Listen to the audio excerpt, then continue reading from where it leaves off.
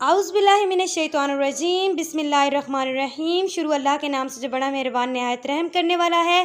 अस्सलाम वालेकुम class 10, welcome to study conscious.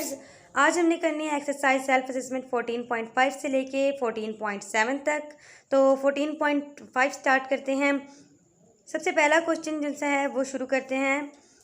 Question number 1, write 3 human activities that are responsible for air pollution. 3 human activities के नाम बताएं जो रिस्पॉन्सिबल होती हैं एयर पोल्यूशन के लिए, यानी आलूदा कर देती हैं हवा को। नंबर 1 जो सी है मैं यहाँ पे करवा देती हूँ, तीनों की तीनों यहाँ पे करवाऊँगी, ठीक है। नंबर 1 का आंसर है बर्निंग फॉसिल फ्यूल्स। ये पेंसिल से लिखा हुआ है, आपको नज़र नहीं आ रहा तो मैं पेन यूज़ कर रही हूँ यहाँ पे। अब क्लियर हो रहा है। Burning fossil fuels.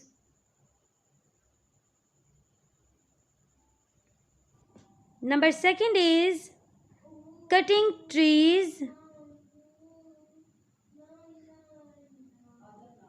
And number 3 मैं यहाँ पे साइड पे करवा रही हूँ नीचे। नंबर 3 इज यूजेस ऑफ फिरौन gas.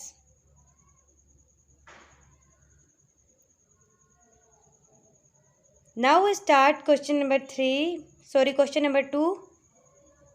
Write 3 natural processes that are contributing in air pollution. आपने 3 कुदरती प्रोसेसेस लिखने हैं जो कि कंट्रीब्यूट करते हैं एयर पोल्यूशन में।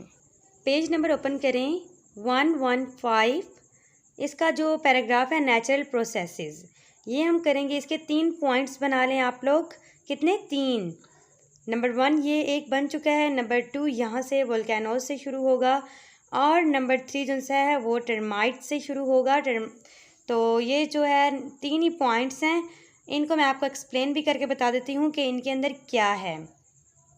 Many natural processes such as forest fire, बहुत सारे कुदरती तरीक़ेकार जैसा कि जंगल में लगने वाली आग, एंड डस्ट स्टॉर्म्स रिलीज़, और जो गिरदो गुबार वाले तूफ़ान होते हैं वो रिलीज़ करते हैं smoke and dust particles into the air.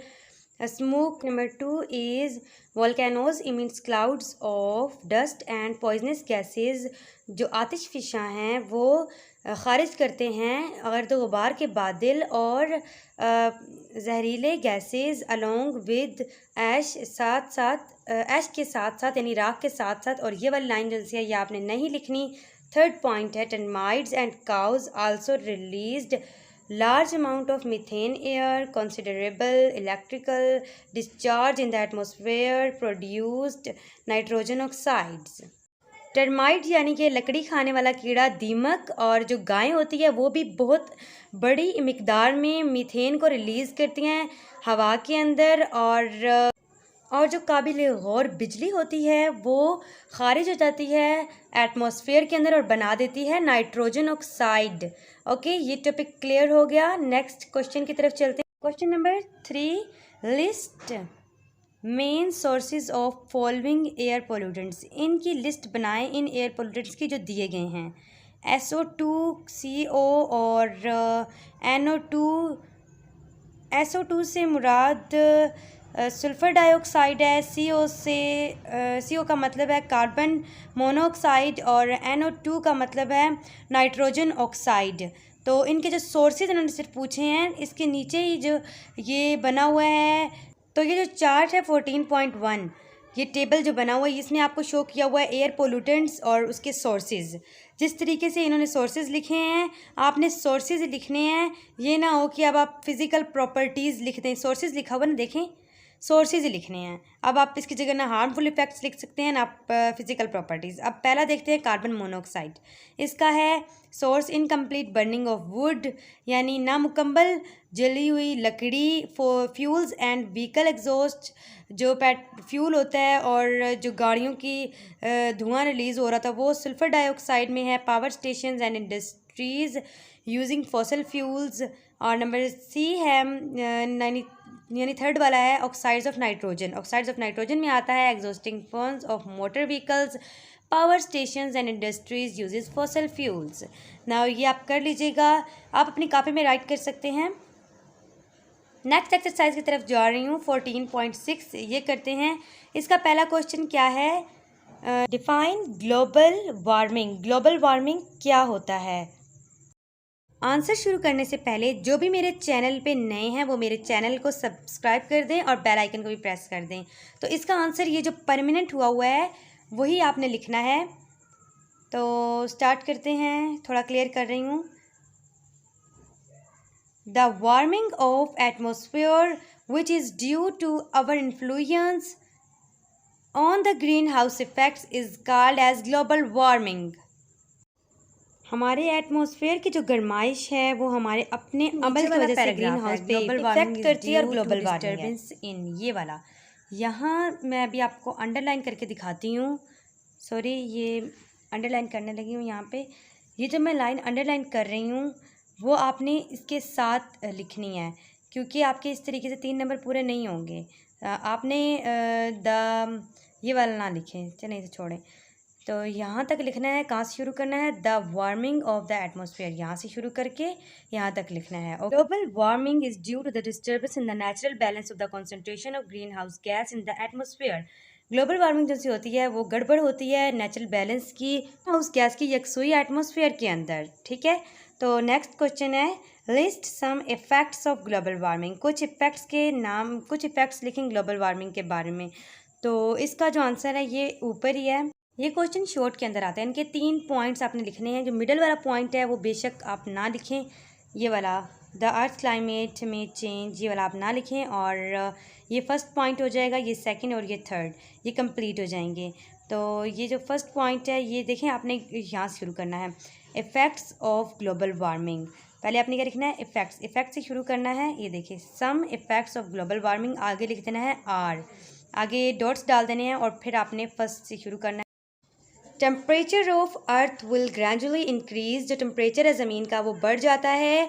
Next, polar ice में मेल्ट, कुतुब शिमाली या कुतुब जनूबी की जो बर्फ़ है वो पिघल जाती है। And cause increase in sea level, और एक अहम इंक्रीज़ यानी बढ़ा देती है समंदर के लेवल को। So the atmosphere become hotter, तो फिर जो एटमॉस्फेयर है वो गर्म हो जाता है।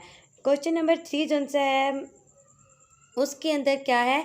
List some substances that are responsible for global warming.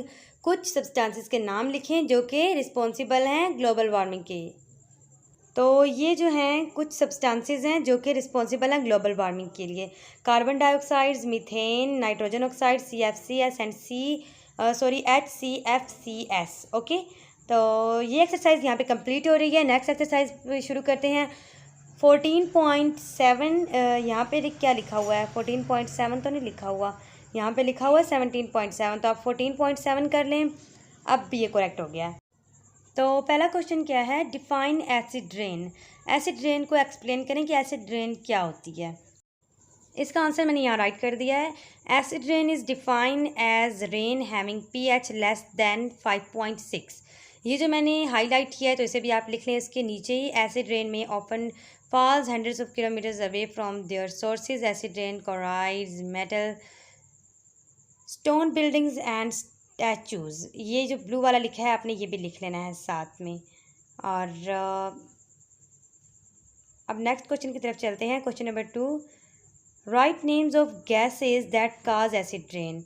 उन गैसेज के नाम लिखे जो एसिड रेन काज करते हैं। तो SO2 भी SO2 and NO2, sulphuric dioxides और नाइट्रोजन ऑक्साइड्स, ये दोनों जो से हैं बंद करते हैं। थर्ड क्वेश्चन है, what are the effects of acid rain on iron and marbles, give balance chemical equation. तो हमने बताना है कि कैसे आयरन और मार्बल को ये एसिड रेन इफ़ेक्ट करती है। आपने इसकी बैलेंस इक्वेशंस भी बतानी है कि बैलेंस इक्वेशंस इसकी क्या हैं। तो इसी पेज के ऊपर ये देखें, सॉरी यहाँ पे मुझे लगता है आपको पेज नज़र नहीं आ रहा, तो ये यहाँ से शुरू करना है। सल्फ्यूरिक एसिड से किसका आंसर है? ये तीसरे का आंसर है, ठीक है। यहाँ लिख लें इसके साथ, ये तीसरे का आंसर है। कहाँ से? सल्फ्यूरिक एसिड से। सल्फ्यूरिक एसिड से लेकर यहाँ तक, मुझे लगता है यहाँ तक है, ठीक है। फिर ये कंप्लीट हो जाएगा क्योंकि ये मार्बल का भी आ रहा है और sulphuric acid. Sulphuric acid eat always metals to form water soluble salts and hydrogen. ये आपका जो इसका पूरी क्वेश्चन आपने लिख देनी है। और marble buildings and statues are distinguished by acid rain. और इसके लिए आपने ये जो दोनों रिएक्शंस लिखे हुए हैं, आपने ये दोनों रिएक्शंस लिख लेनी है। आप अपनी बुक में देखिएगा, आपको ये सारा कुछ मिल जाएगा। और अब क्वेश्चन नंबर 4 लास्ट है, इसकी बारी है। List some effects causes by acid rain. कुछ इफ़ेक्ट्स के नाम लिखें, यानी कुछ इफ़ेक्ट्स लिखें जो कि काज करते हैं एसिड रेन को, जो वजह बनते हैं एसिड रेन की। तो वो पिछले पेज पे आपको मिल जाएगा, लेकिन मैं आपको एग्जैक्ट आंसर यहाँ लिखवा देती हूँ कि उसका मेन आंसर क्या होता है। Acid rain कोराइड्स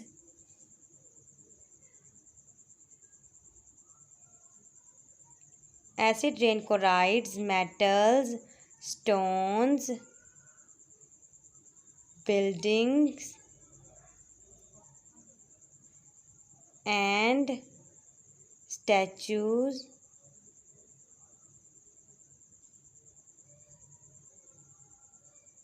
marble statues are slowly eroded by acid rain।